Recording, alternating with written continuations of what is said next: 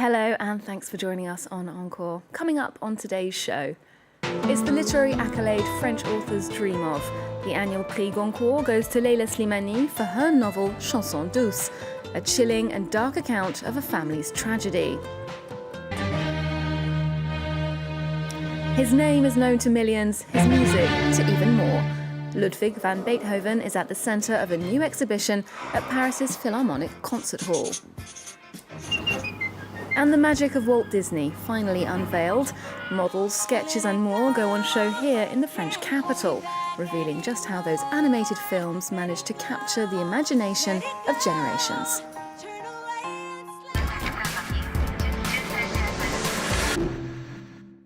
It's France's oldest and most prestigious literary accolade. The Prix Goncourt has been awarded to Leila Slimani for her novel Chanson Douce. The book has divided critics and readers for its violent subject matter, the murder of 2 young children by their nanny. The Franco-Moroccan author is the 12th woman to win the prize in its 103 years of existence. She's among the younger winners too, at 35 years old, and it's her second novel. Leila Slimani was with us in the studio at France 24 to talk about Chanson Douce and the specificities of the Parisian social sphere that she describes in it. Ce qui est intéressant, c'est que ces gens sont un peu le prototype. What's interesting is that my characters are kind of archetypal Parisian hipsters. They're people who have positive social values. Très positive, ce sont They're open-minded, theoretically tolerant, and they aren't contemptuous of people who are poorer than them. But at the same time, they're people who rarely have to see these values played out in reality. They don't have diverse social groups. They don't come across foreigners often. C'est-à-dire, ce sont des gens qui connaissent peu la mixité sociale. And so when they find themselves face to face with a nanny who is poorer than them and from a different social background, it creates difficulties we didn't expect. Des frictions auxquelles on ne s'attendait pas. The winner of the Prix Goncourt receives a symbolic cheque for €10, nothing too impressive, but the prize does boost book sales considerably.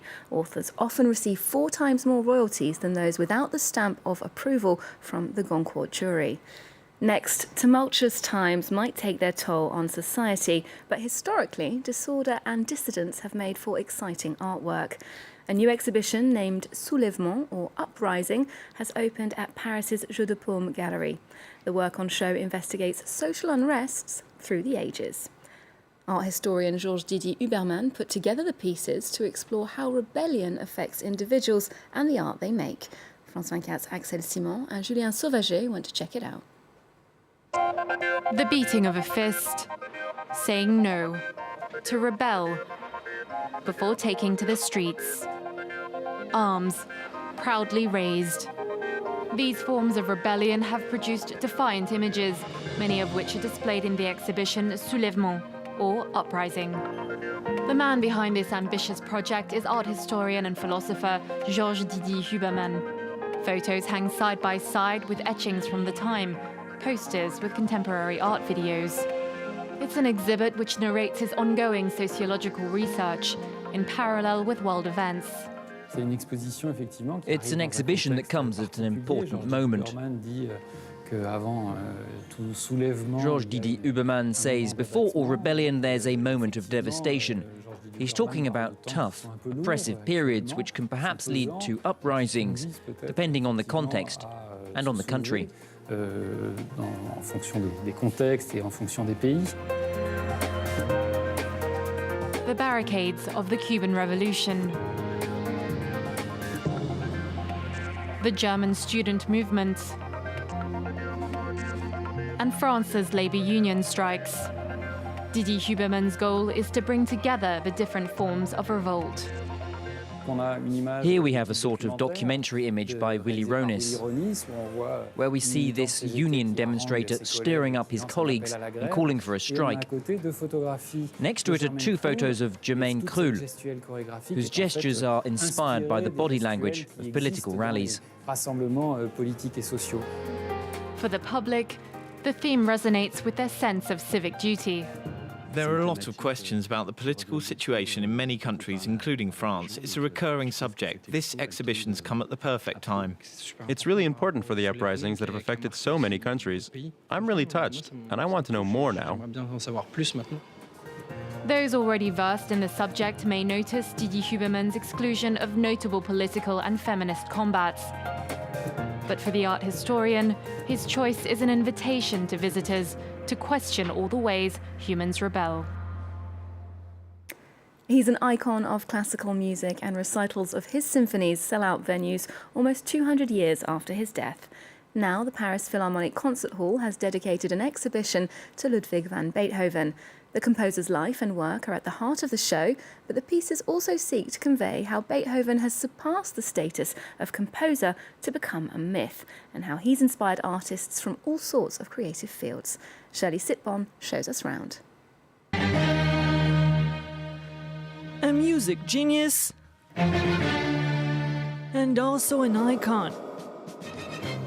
Ludwig van Beethoven continues to influence artists and society almost 2 centuries after his death. The composer represents tradition with his symphonies, sonatas, and quartets, but is also very modern.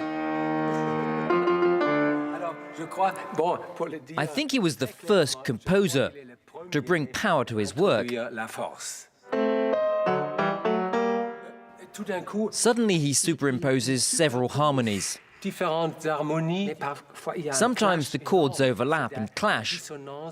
His latest work is almost 20th century music. The composer has marked some of the world's greatest artists, including Dali and Rodin.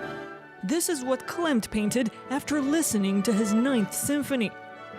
Beethoven has also inspired rock stars. In this hit, Chuck Berry jokes about being irritated by the composer and wanting to play rock and roll instead. Roll over, Beethoven, I gotta hear it again today. Beethoven has inspired comedians like Pierre Desproges and the Monty Pythons. Advertisers have also introduced adapted bits of his work into their commercials.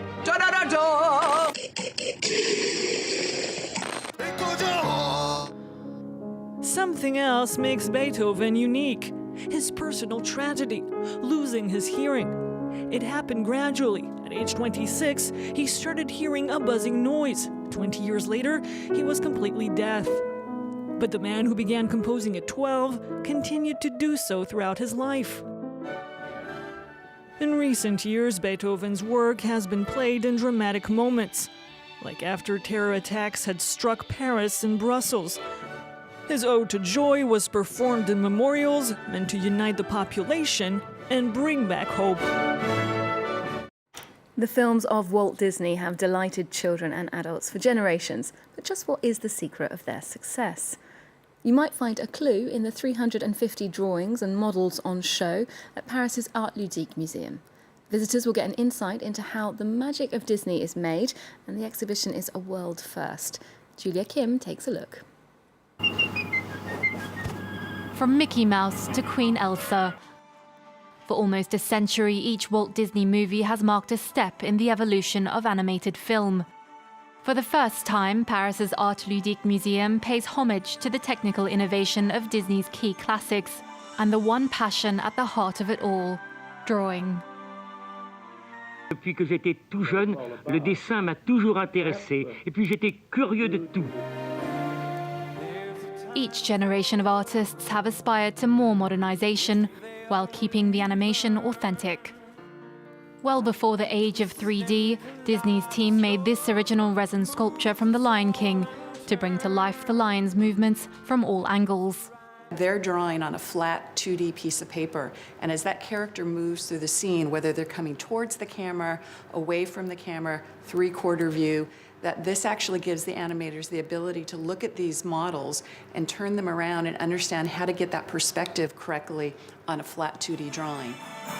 Here, the Disney team meticulously constructs a 2D background in 3D, emulating the viscosity of volcanic lava in a lab for the background of a film. But their technical wizardry doesn't stop there.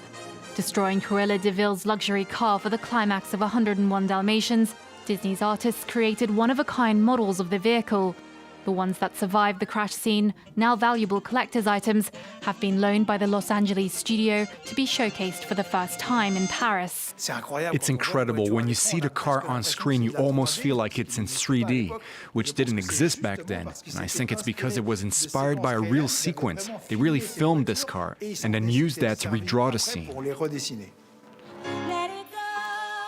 And Disney's technological success continues to soar.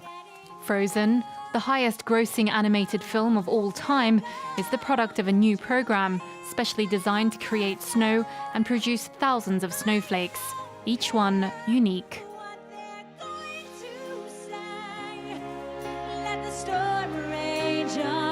And we're finishing with some Indian dance, courtesy of Raghunath Manet.